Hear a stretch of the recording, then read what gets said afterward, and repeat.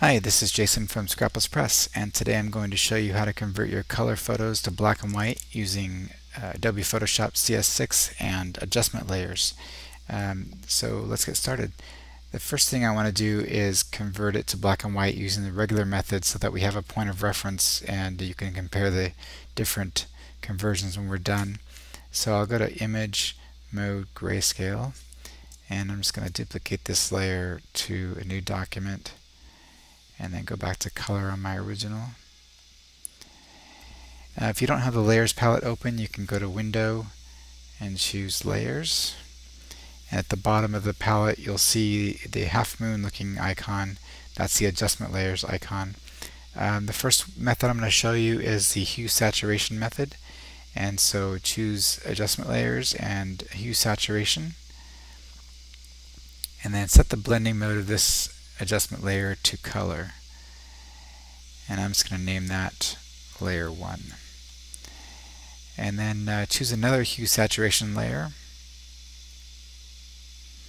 And we'll call this one number 2. And take the saturation on this adjustment layer down to -100.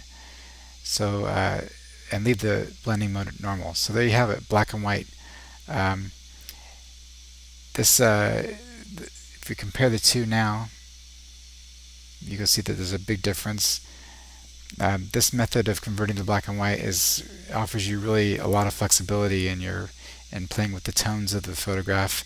You can go to layer 1 here and change if you want just the reds, and maybe you want to make his shirt darker. You remember the boy was wearing a bright red shirt, and maybe you want to take his shirt down a little bit, make it darker. You can do that.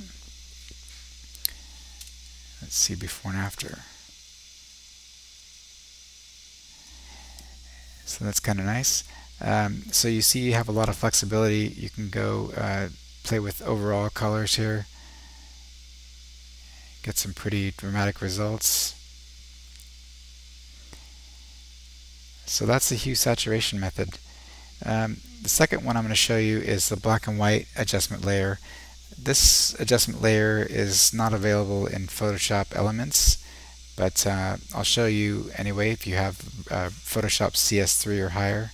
So if you choose the adjustment layer and then go to black and white, you'll see if we compare the two now, big difference there.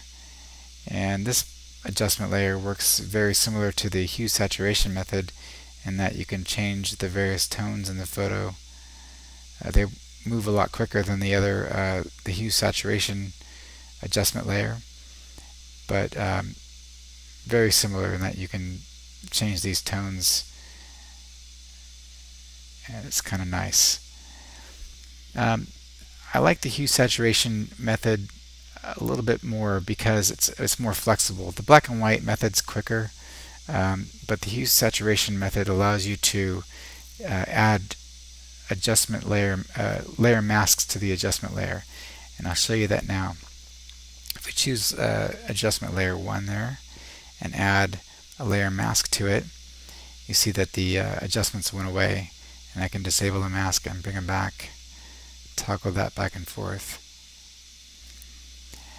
But if I wanted to paint that mask, paint some white into that mask and just let my adjustment come through, say I just wanted to adjust his shirt to the full extent, and then maybe change this white to maybe 50% black, and then paint in area over here.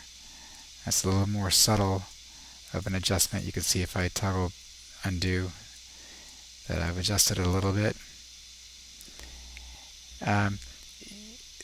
Adding a layer mask allows you to make your black and white tone edits more localized.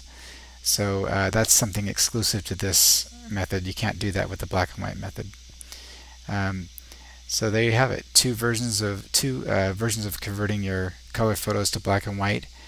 And again, if we compare our regular conversion to either one of these two methods, you'll see that there's a pretty big difference.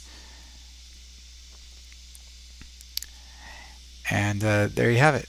So hope you enjoyed, and hope this helps out, and thanks for watching.